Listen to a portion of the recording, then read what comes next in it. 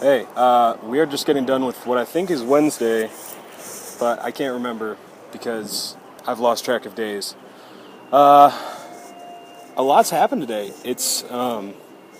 Yesterday was really tough because it was really a spiritually draining day in a lot of ways. The stuff that we saw and experienced just sapped it out of us in a pretty strange way.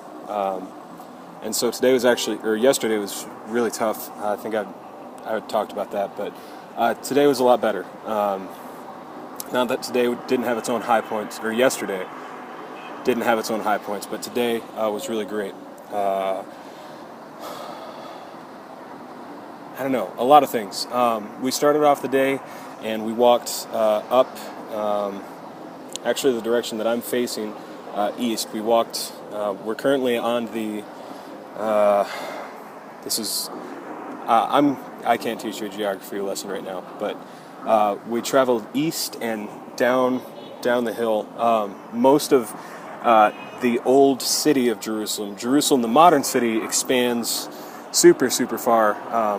I think I told you before about how this is just one section, and that over these hills, it just goes on and on for a lot longer. Yeah. But the old city, the ancient city that we read about in the scriptures, is a relatively small space that goes off in the direction that's now behind me that you're facing, but there are no lights over there, so you can't see. Yeah, we traveled that direction. We looked at the old city. We went around by what they called I don't know, the Village of David or something, and that was really cool. But the highlights of the day. Let me go to the highlights. Probably one of the biggest things was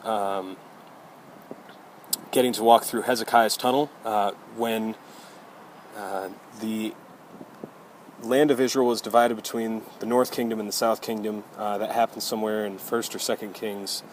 The Southern Kingdom belonged to Judah, and the Northern Kingdom became the nation of Israel, which gets super confusing. But the kings of Judah were the good kings, and there is one in particular who is one of the best kings, if not the best. After the United Kingdom, that's all more confusing. But his name was Hezekiah, and he was facing siege from, I think, an Assyrian king. Maybe it was Babylonian at the time. I've now forgotten. There's a lot on the brain. Anyways, and so to fortify the city, he had a tunnel commissioned to run up from a spring that was down at the other side of the city and ran it all the way back across. And I can explain it more sometime and do a better job of it, but it's one of the most incredible feats of engineering that's ever happened inside the world, just because of this tunnel. So anyways, this tunnel channels water from a living, active spring that has water and flows it over to an ancient pool that they would be able to collect water from in the event of a siege. So it's really a neat thing. We got to walk through with water up to our knees. It was awesome. Then we got to see some graves, burial sites where they put bodies, and might have climbed inside of one just because. A lot of really cool ancient building design. It's just a really neat time. Lot of walking. First all downhill, and then coming back all uphill, and that was brutal but delightful in its own way. So yesterday was stressful, and it was very difficult and very hard. Today was very tiring, but it was a lot easier to work through just because there wasn't an emotional burden on top of the physical. Tomorrow's going to be an interesting day. We're going to go see the Western Wall of Israel, the last standing wall of the Temple Mount, I think. I lose track, I really do, and that's terrible. But yeah, we're going to do that. We're going to go to the outside of the Dome or the Rock, the big golden dome that you always see in Israel, that's built on the Temple Mount where the temple used to be, or is supposed to be, depending on who you ask. So, yeah, today was good. Today was very good. Yeah. I'm trying not to turn this off because I have no way to connect it back together, and there's something else that I really wanted to bring up or something, but I'm now forgetting. But yeah, I don't know.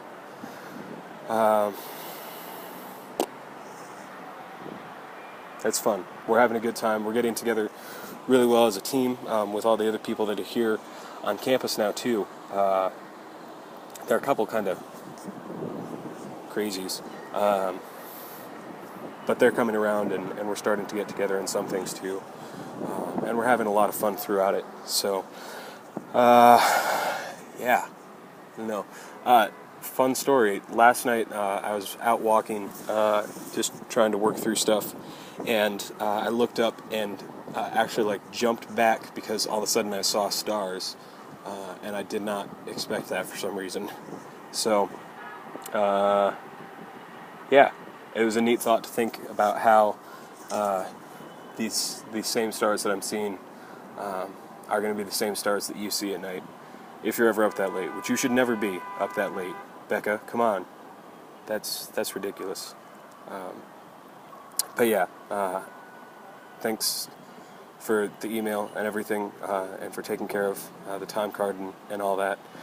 That is a huge blessing. I almost bought a shofar tonight, a really, really big one, almost as big as my dad's. It's like 2.5 feet long, but I didn't because I think I can get a little bit better price. But still, it's cool.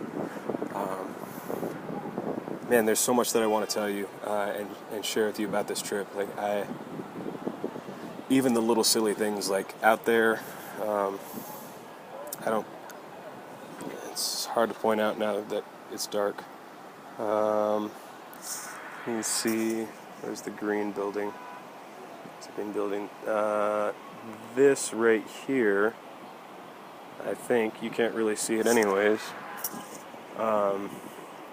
is actually the base of an old windmill from a long, long time ago and was in use for a while, and they're just refurbishing it now. So at some point in time, there will be a windmill in the Jerusalem skyline, which I thought was funny, probably just because of the Dutch thing. But one other really cool thing that happened today is that when we were walking, again, you can't see it because it's dark and this camera is not very good, but out in the east, there's Jerusalem and everything on this side of the Jordan and the Dead Sea, but right after Jerusalem, it drops down about 3,000 feet of elevation change to the Dead Sea, and the Dead Sea is down, but then on the other side of the Dead Sea, it makes this kind of U-shape, Jerusalem down to the Dead Sea, and then way back up to Moab, and the whole country and land over there. And it hasn't been clear enough to see it for the last few days, but today we saw our first glimpse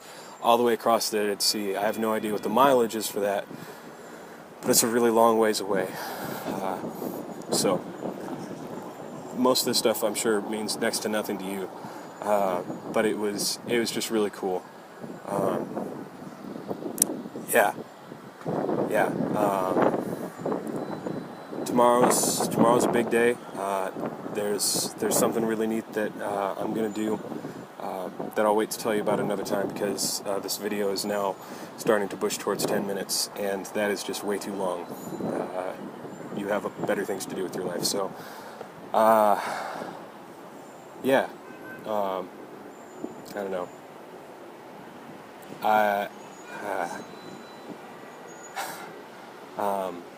Yeah, I very, very, very selfishly, I wish that you were here, just so that, just because, we'll go with that. But I'm glad that you're still excited for me in this trip. I love to hear about how things are going for you at camp. It's great, it really is. Yeah. I talked back to you in the email a little bit about some stuff, and I'll talk back more as I can. Yeah, let me know how things are going. We'll keep talking about stuff, and I think I'm getting really repetitive, so I'm gonna go. But thanks for staying in contact. I know you've got really, really long days and really, really short nights, so even taking time to hash out emails and stuff is a big commitment from you, and I acknowledge that, and I'm really, really grateful for that. So hopefully we'll get the Skype thing to work out soon, because I do miss your face. Pictures are good, but they don't do you justice. Yeah, so I miss you a whole lot. I love you like crazy, and I will talk to you soon. Good night, good morning. I don't know when you're getting this, but yeah, I'll talk to you soon. Love you.